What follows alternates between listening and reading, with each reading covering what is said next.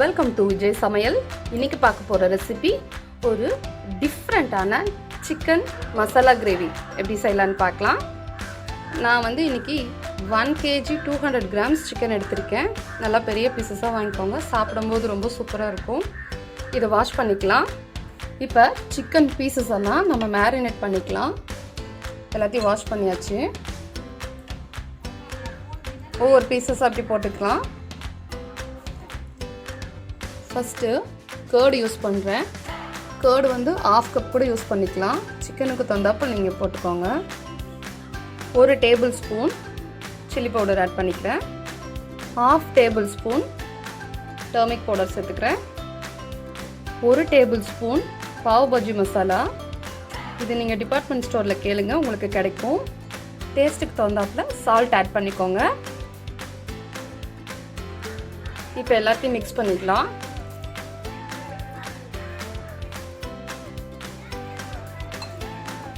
நல்லா இந்த மாதிரி மிக்ஸ் பண்ணிக்கோங்க. எல்லா இடத்துலையும் அந்த மசாலா படுற மாதிரி இந்த மாதிரி மிக்ஸ் பண்ணிக்கோங்க. ஃபஸ்ட்டு நல்லா வாஷ் பண்ணதுமே இந்த மாதிரி ஸ்லிப் பண்ணிக்கோங்க. அப்போ தான் அந்த சிக்கனுக்குள்ளே இந்த மசாலாலாம் நல்லா இறங்கும். நான் சொல்ல மறந்துட்டேன், நோட் பண்ணிக்கோங்க. இந்த மாதிரி மசாலாலாம் ஸ்லிப் பண்ணி உள்ளுக்குள்ளே நல்லா அப்படி போட்டுக்கோங்க, நல்லாயிருக்கும். இந்த மசாலா மிக்ஸ் பண்ண பீசஸை ஒரு பிளேட்டில் வச்சுருங்க. நல்லா ஒரு 1 hour இது நல்லா ஊறணும். அப்போ தான் பார்த்திங்கன்னா நம்ம இது கிரேவி பண்ணும்போது நல்லா டேஸ்டியாக இருக்கும். பார்க்கவே பார்த்தியா எவ்வளோ சூப்பராக இருக்குது இல்லைங்களா? ஒரு 1 hour இதை லாக் பண்ணி வச்சுருங்க. நம்மளுக்கு சிக்கன் நல்லா மேரினேட் ஆகிறதுக்குள்ளார மசாலாலாம் அரைச்சிக்கலாம். 3 பச்சை மிளகா. காரம் உங்களுக்கு எவ்வளோ தேவையோ அந்தளவுக்கு கூட நீங்கள் வச்சுக்கலாம். இன்னும் 2 மிளகா கூட சேர்த்துக்கலாம்.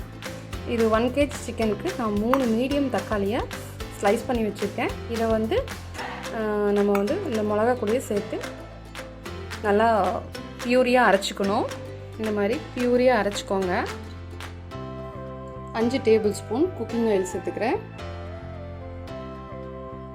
2 பெரிய வெங்காயத்தை நல்லா ஃபைனாக கட் பண்ணியிருக்கேன், அதை சேர்த்துக்கிறேன். நல்லா கோல்டன் ஃப்ரை ஆகிற வரைக்கும் நம்ம இதை ஃப்ரை பண்ணணும். நல்லா கோல்டன் ப்ரௌன் வரணும், அது வரைக்கும் நல்லா வதக்கிக்கோங்க. மீடியம் ஃப்ளேம்லேயே பண்ணுங்கள், ஹை ஃப்ளேம் வைக்க வேண்டாம். இப்போ பார்த்தீங்கன்னா உங்களுக்கு தெரியும், ஆனியன் நல்ல ப்ரௌன் ஆகிடுச்சு. பார்த்தீங்களா, இந்த மாதிரி நல்ல ப்ரௌன் ஆகிடணும். 2 டேபிள் ஸ்பூன் இஞ்சி பூண்டு பேஸ்ட்டு சேர்த்துக்கிறேன். 2 டேபிள் ஸ்பூன் சேர்த்துக்கோங்க. சேர்த்து நல்லா மிக்ஸ் பண்ணிக்கோங்க.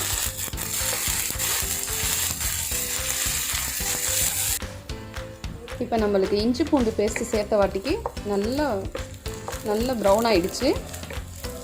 அந்த ரா ஸ்மெல் ஃபுல்லாகவே போயிடுச்சு. அந்த தக்காளியும் பச்சை மிளகாவும் அரைச்சி வச்சுருக்க அந்த பேஸ்ட்டை சேர்த்துக்கிறேன். அதுவும் சேர்த்து அந்த டொமேட்டோ ஸ்மெல்லே இல்லாத அளவுக்கு இதுவும் நல்லா வதக்கிக்கோங்க.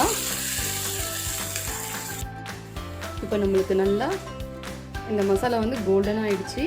இப்போ இந்த பீசஸ் எல்லாம் சேர்த்துக்கலாம்.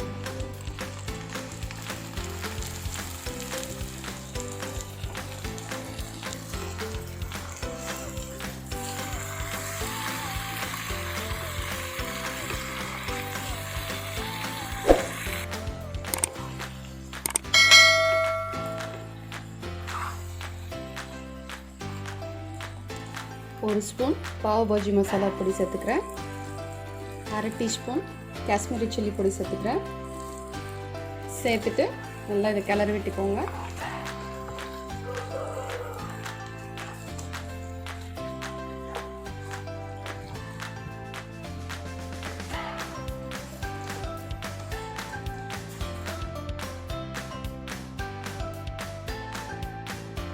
சிக்கன் நல்லா வேகிறதுக்கு ஒரு 2 டம்ளர் நம்ம தண்ணி சேர்த்துக்கலாம். 1/2 டீஸ்பூன் உப்பு சேர்த்துக்கிறேன். ஏற்கனவே உப்பு சேர்த்துருக்கோம், ஸோ கம்மியாக சேர்த்துக்கிறேன். உப்பு சேர்த்துட்டு நல்லா இதை கிளறி விடுங்க.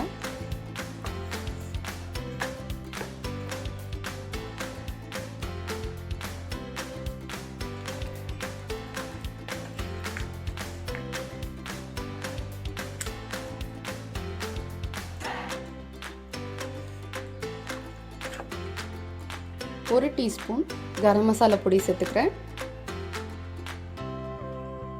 கரம் மசாலா பொடி சேர்த்துட்டு நல்லா மிக்ஸ் பண்ணிக்கோங்க.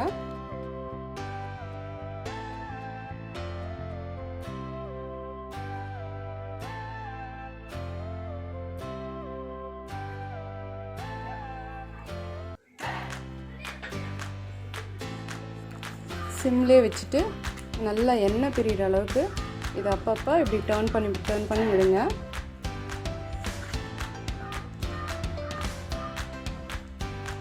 $10 to 15 minutes இதை வந்து நம்ம குக் பண்ணலாம்.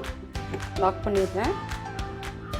6 to 7 கேஷ்யூ நட்ஸை நான் ஏற்கனவே தண்ணி ஊற்றி ஊற வச்சுருக்கேன். இதை வந்து கொஞ்சமாக தண்ணி விட்டு நல்லா ஃபைன் பேஸ்ட்டாக அரைச்சி எடுத்துக்கலாம்.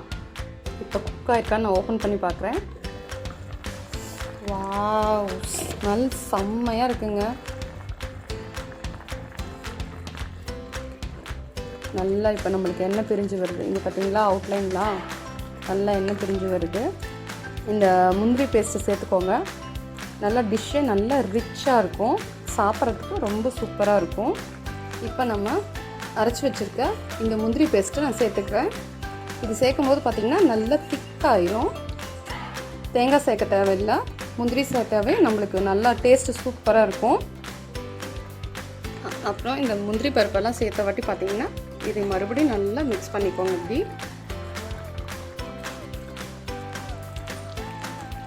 கொஞ்ச நேரம் இந்த ரா ஸ்மெல்லாம் போகிறதுக்காக இதை வந்து சிம்லேயே வச்சு லாக் பண்ணிக்கலாம். இப்போ சிக்கன் கிரேவி எப்படி இருக்குன்னு ஓப்பன் பண்ணி பார்க்கலாம். நல்லா இந்த அவுட்லைன் எல்லாம் இந்த மாதிரி எண்ணெய் பிரிஞ்சு வரணும். அப்போ தான் நம்மளுக்கு நல்லா வெந்திருக்குன்னு அர்த்தம். சிக்கனும் நம்மளுக்கு நல்லா வெந்திருக்கு, கிரேவியும் நல்லா திக்காக இருக்குது. இப்போ நம்மளுக்கு சுவையான சிக்கன் கிரேவி ரெடி. லாஸ்ட்டாக கொஞ்சமாக கொத்தமல்லி இலை தூவிக்கோங்க. நம்ம சேனலை இதுதான் ஃபஸ்ட் டைம் பார்க்குறீங்கன்னா லைக் பண்ணி ஷேர் பண்ணி விஜய் சமையலை சப்ஸ்கிரைப் பண்ணிக்கோங்க. நாளைக்கு திரும்பவும் வேற ஒரு டிஷ்ஷோட உங்களை வந்து மீட் பண்ணுறேன். தேங்க்யூ ஃபார் வாட்சிங் திஸ் வீடியோ.